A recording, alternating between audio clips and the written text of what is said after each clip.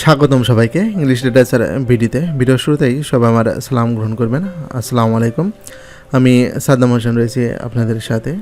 আপনারা যারা ষষ্ঠ গণবিজ্ঞপ্তিতে আবেদন করেছেন অথবা করবেন অথবা যারা ভুল করছেন, সকলের জন্য আজকের এই ভিডিওটা খুবই গুরুত্বপূর্ণ একটা ভিডিওটি না টেনে সম্পূর্ণ ভিডিও মনোযোগ সহকারে দেখুন, তাহলে অনেক গুরুত্বপূর্ণ তথ্য জানতে পারবেন আজকের এই ভিডিওর মাধ্যমে। গণবিজ্ঞপ্তির আবেদন শুরুর আগ থেকেই আমি বিভিন্ন ধরনের পরামর্শমূলক ভিডিও আমার চ্যানেলে আপলোড করতেছিলাম এবং এখানে আপনাদের বিভিন্নভাবে কিন্তু আমি সতর্ক করে যাচ্ছিলাম যে কোন কোন জায়গাতে আসলে ভুল হওয়ার সম্ভাবনাটা বেশি এবং কোন কোন ক্ষেত্রে আপনাদের সতর্ক হতে হবে। তো আমি আজকে আমার কিছু অভিজ্ঞতার কথা শেয়ার করব এবং এখানে কিছু ইম্পর্ট্যান্ট কথা বলবো যে আপনি আবেদন করার পরে কোন কোন বিষয়গুলো আপনাকে খেয়াল রাখতে হবে বা কোন বিষয়গুলো ঠিক থাকলে কোনো সমস্যা নেই, বা আপনি যে ভুল করেছেন আসলে কোন ভুলগুলো হচ্ছে মেজর ভুল, সেই বিষয় নিয়ে আলোচনা করব। তো ভিডিওটি সম্পূর্ণ মনোযোগ সহকারে দেখুন। আমি আমার অভিজ্ঞতার আলোকেই এই আজকের এই ভিডিওটা করতেছি। তো প্রথমে আসি যে গতকাল আমাকে দুজন ফোন দিয়েছিল, মানে ফোন অনেকেই আসতেছে, বাংলাদেশের বিভিন্ন প্রান্ত থেকে বিভিন্ন ধরনের ফোন আসতেছে, তবে দুইটা ঘটনা আমি আপনাদের কাছে শেয়ার করি। প্রথমে একজন ফোন করলো, সেই ভাইটার নাম হচ্ছে আমার একজ্যাক্ট মনে নাই, তবে তিনি ঢাকার সাভার থেকে তিনি ফোন করেছিলেন। তো তার সমস্যাটা হচ্ছে সে একটা কম্পিউটার দোকান থেকে তার আবেদনটা সম্পূর্ণ করে এবং আবেদনের এক পর্যায়ে যে চয়েস অর্ডারটা সাজাইতে হয় তিনি খাতাতে খুব সুন্দর করে তার 40টা প্রতিষ্ঠান তিনি লিখে নিয়ে গেছেন এবং যখন এই 40টা প্রতিষ্ঠান কম্পিউটারওয়ালা যখন সেটা সাজায় তখনও ঠিক ছিল, কিন্তু এখানে একটা বিষয় কি, কোনো কারণে যদি এটা হয় একটু উলটপালট হয় তাহলে কিন্তু এই চয়েস অর্ডারটা কিন্তু আবার এলোমেলো হয়ে যায়, তখন আবার রিঅ্যারেঞ্জের প্রয়োজন হয়। কিন্তু সেই কম্পিউটারওয়ালা এটা বুঝতে পারে না বুঝেই সে করে কি, সেটা সাবমিট করে দেয় এবং এতে হয় কি যে ক্যান্ডিডেট যে 40টা প্রতিষ্ঠান সিলেক্ট করে নিয়ে গেল এই চয়েস অর্ডার অর্থাৎ পছন্দ অনুসারে যে সে সিলেক্ট করেছিল, যে তার ফার্স্ট চয়েস এটা, সেকেন্ড চয়েস এটা, এইগুলো হয়ে গেল কি, এইগুলো শেষের দিকে চলে গেল। আর যেই প্রতিষ্ঠানগুলো দেখা যাচ্ছে তার শেষের দিকে রাখছিল বা কম পছন্দ বা সেখানে হয়তো চাকরি মানে দায় সারার মতো আর কি, যে যেখানে যখন হচ্ছেই না তখন দেখা যাচ্ছে সেই প্রতিষ্ঠানগুলো হলে মানা যাবে আর কি। তো এই ধরনের প্রতিষ্ঠানগুলো তার প্রথমের দিকে চলে আসে, পরবর্তীতে ফাইনাল যখন সাবমিট হয়ে যায় এবং সাবমিট হওয়ার পর টাকা পয়সা সব কিছু কমপ্লিট করে যখন পেইড কপিটা সে বাইর করার পরে দেখে যে তার এই অবস্থা। এরপরে সে আমাকে ফোন করে যে স্যার এই সমস্যা হয়ে গেছে, এখন আসলে আমি কি করব। সে খুবই দুশ্চিন্তার মধ্যে থাকে। তো আসলে এটা একটা মেজর ভুল, যে ভুলের কোনো বাপ মা নেই, কারণ এটা জেনে শুনে যখন আপনি ভুল করে ফেলবেন, এই প্রতিষ্ঠান আপনি যে ফার্স্ট প্রতিষ্ঠান যেটা সিলেক্ট করছেন সেটাই এমন হতে পারে আপনার চাকরিটা হয়ে যাবে, বা ফার্স্ট প্রতিষ্ঠান যদি কোনো কারণে না হয় সেকেন্ড প্রতিষ্ঠান হয়ে যাবে। এই কারণে প্রতিষ্ঠানে ভুল মানে মেজর ভুল, এবং আপনি যে ভুল করলেন ভুল থেকে আপনাকে ভোগান্তিতে পড়তে হবে। আমি সর্বদাই বলি ভুল মানেই ভোগান্তি, তার মানে আপনি এখানে একটা মেজর ভুল করে ফেললেন, আপনাকে ভোগান্তিতে পড়তে হবে। আমি ইতিপূর্বে বারবার সতর্ক করেছি যে আপনারা যখন আবেদন করবেন অবশ্যই জেনে বুঝে আবেদন করবেন আর এক্সপার্ট কাউকে দিয়ে করানোর চেষ্টা করবেন। তো এই আবেদনে এমন ভুল করতেছিল দেখেই আমাকে অনেকেই রিকোয়েস্ট করে যে স্যার আপনি আবেদনটা করে দেন আমাদের, তাহলে আমাদের অনেক উপকার হয়। সেই প্রেক্ষিতেই কিন্তু আমার চ্যানেলের পক্ষ থেকে কিন্তু আমি অনেকের আবেদন সম্পূর্ণ করে দিয়েছি বা এই কাজ চলমান রয়েছে। আপনারা যারা নির্ভুলভাবে আবেদন করতে চাচ্ছেন আমার সাথে যোগাযোগ করতে পারেন, হোয়াটসঅ্যাপ নাম্বার আমার ডিসক্রিপশন বক্সে আপনারা পেয়ে যাবেন। আর এরপরে আরেক ভাই আমাকে ফোন দিল।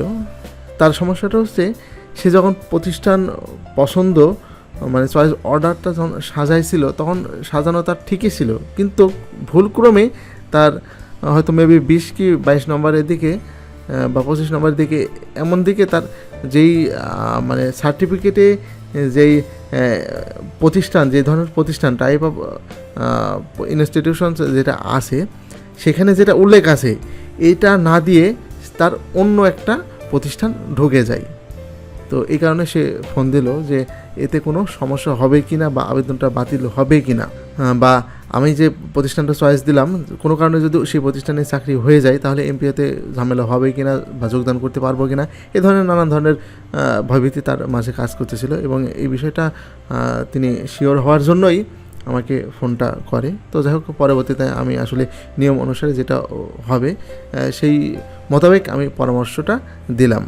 আর কী ধরনের পরামর্শ দিলাম আমি এটা পরে বলতেছি।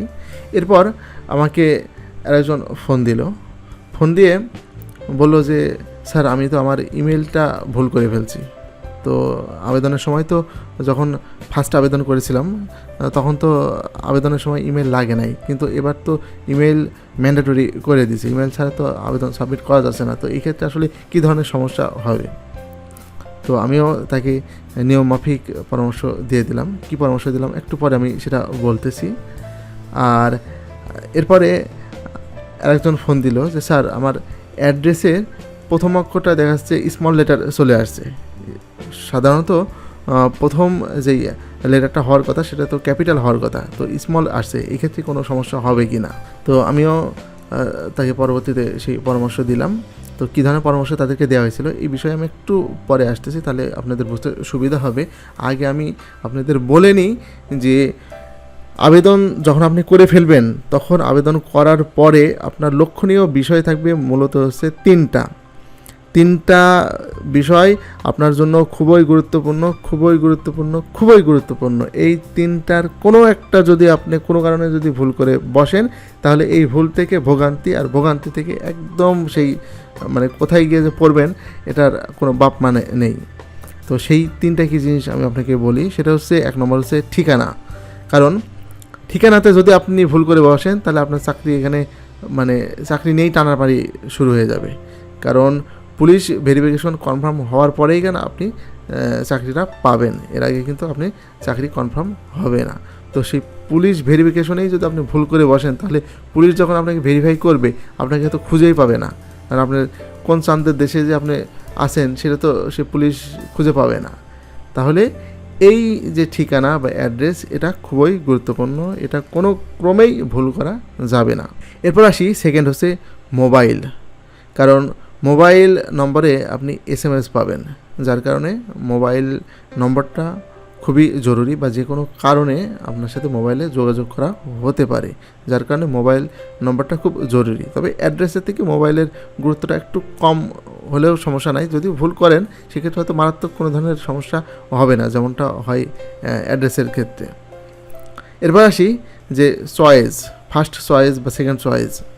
এই চয়েস লিস্টটা খুবই গুরুত্বপূর্ণ, কারণ আপনার নাম্বার যেমনই হোক না কেন আপনি আপনার যেখানে সারা জীবন আপনি চাকরি করবেন, অর্থাৎ প্রথম যে চয়েস আপনি করছেন, প্রতিষ্ঠান চয়েস দিয়েছেন যে হ্যাঁ এই প্রতিষ্ঠান খুব ভালো এবং এখানে যদি আমি চাকরি করি তাহলে আমি আমার সারা জীবন আমি সুখে শান্তিতে বা খুব ভালো মতো আমি কাটাইতে পারবো।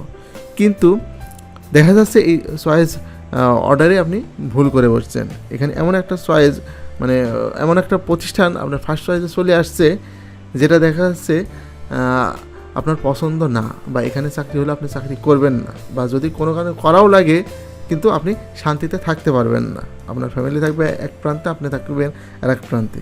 তো এই কারণে এই চয়েস অর্ডারটা খুব গুরুত্বপূর্ণ। কোনো কারণে যদি এই চয়েস অর্ডারটা বা সিরিয়ালটা যদি ঠিক না থাকে বা উলটপালট হয়ে যায়, বিশেষ করে যারা কম্পিউটারে আবেদন করতেছে বাইরে, তারা কিন্তু এই ধরনের ভুলগুলো বেশি করে ফেলতেছে। তো সেক্ষেত্রে কিন্তু বড় ধরনের একটা ভুল হয়ে গেল এবং এই ভুলের জন্য আপনাকে বড় ধরনের একটা ভোগান্তিতে পড়তে হবে। তো এবার আসি যে আমাকে যে স্যারটা আমি রেফারেন্স টানলাম বা আমাকে যে স্যারটা ফোন করা হয়েছিল, তো আমি তাদেরকে আসলে কী ধরনের পরামর্শ দিয়েছিলাম সেটা এখন আপনাদের সাথে শেয়ার করি। আপনাদের ইতিমধ্যে আমি বলেছি যে 3টা ভুল হচ্ছে মেজর ভুল বা বড় ধরনের ভুল। এই 3টা ভুল করলে এই 3টা ভুলের কোনো বাপ মা নেই। তো এর মধ্যে আমি ফার্স্টে যেই কথাটা বলেছিলাম যে আমাকে একজন যে ফোন করেছিল যে তার চয়েস অর্ডারে সে ভুল করে ফেলছে, তার মানে চয়েস অর্ডার এর ভিতরে কিন্তু রয়েছে, আর চয়েস অর্ডারে ভুল মানে সে বড় ধরনের ভোগান্তিতে পড়বে। এরপরে আরেক যে ভাই ফোন দিয়েছিল আমাকে বলেছিল যে তার 20 নম্বর বা 22 নম্বরের দিকে দেখাচ্ছে যেই সার্টিফিকেট, এই সার্টিফিকেটে যেই প্রতিষ্ঠানের ধরন যেটা দেওয়া আছে সেটা বাদে অন্য প্রতিষ্ঠান ঢুকে গেছে, এক্ষেত্রে তার কোনো সমস্যা হবে কি না। তো এক্ষেত্রে আসলে তার তেমন কোনো সমস্যা হবে না, বা এক্ষেত্রে টেনশনের কোনো কিছু নেই, কারণ প্রথম থেকে যে 20টা বা 10টা প্রতিষ্ঠান আছে তার মধ্যে হয়তো তার চাকরিটা হয়ে যাবে। আর বাছাইয়ের ক্ষেত্রে হয়তো সেই ধরনের প্রতিষ্ঠান তাকে হয়তো নাও দিতে পারে বা দিবে না।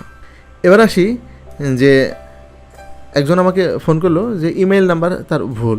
তো এক্ষেত্রে তার জন্য পরামর্শ হচ্ছে আসলে ইমেল নাম্বারটা এখন আসলে গুরুত্বপূর্ণ, কারণ যেহেতু ইমেল নাম্বারটা ম্যান্ডেটরি করছে বা ইমেল তথ্য সবাইকেই দিতে হচ্ছে, হয়তো তারা এর নেক্সট বা পরবর্তী ধাপ থেকে হয়তো ইমেইলে কোনো ধরনের তথ্য প্রেরণ করতে পারে, যার কারণে ইমেল নাম্বারটা সবার কাছ থেকে নিচ্ছে। তো ইমেল নাম্বার কেউ যদি কোনো কারণে ভুল করে বসেন, তবে হয়তো এক্ষেত্রে মেজর কোনো ধরনের প্রবলেম বা বড় ধরনের প্রবলেম হবে না, তবে সঠিক হলে পারে এটা আসলে মনের কাছেও ভালো লাগে, বা যে কোনো তথ্য মানে আপডেটের ক্ষেত্রে সেটা জানা যায় বা পাওয়া যায়। এরপর আসি যে অ্যাড্রেসে যে ভুলটা, বা অ্যাড্রেসের যে প্রথম যে লেটারটা, সেই লেটারটা ক্যাপিটাল লেটার না হয়ে স্মল লেটার হয়ে গেছে। এক্ষেত্রে করণীয় কি? আসলে এই যে অ্যাড্রেসের যে এই বিষয়টা আপনাকে কেবলমাত্র গ্রাম আর পোস্ট, এই দুইটা জিনিস হচ্ছে আপনাকে টাইপ করতে হচ্ছে, আর বাকি যেই অপশনগুলো রয়েছে উপজেলা বা জেলা বা বিভাগ, এইগুলা যে আসতেছে এগুলা অটো সিলেক্ট। এখানে আসলে ছোটো হাতের আসবে কি বড় হাতের আসবে এটা আপনার বলার কোনো ক্ষমতা নেই, এটা সফটওয়্যারের মাধ্যমে নিচ্ছে। তবে বেশিরভাগ ক্ষেত্রেই আমি দেখতে পাচ্ছি যে কিছু কিছু জায়গায় বড় হাতেরও আসতেছে, আবার কিছু কিছু জায়গায় ছোটো হাতেরও আসতেছে। তো এটা নিয়ে টেনশনের কোনো কিছু নেই। তো যাই হোক, এই ছিল আজকের ভিডিও। আমি বারবার বলতেছি, যারা আবেদন করবেন, এখনও যারা আবেদন করেন নাই, তারা খুব সতর্কতার সহিত আবেদন করে নেবেন এবং এক্সপার্ট কাউকে দিয়ে আবেদনটা করিয়ে নেবেন, তাহলে কিন্তু ভুল হবে না। তাছাড়া এই তাড়াহুড়া করে এই গণবিজ্ঞপ্তির আবেদন আসলে যে কোনো কম্পিউটার দোকানে এটা করা সম্ভব নয়। তো যারা আবেদন নির্ভুলভাবে করতে চান, তারা আমাদের এই চ্যানেলের সাথে যোগাযোগ করতে পারেন, কারণ এখান থেকে নির্ভুলভাবে আবেদন কিন্তু করানো হচ্ছে।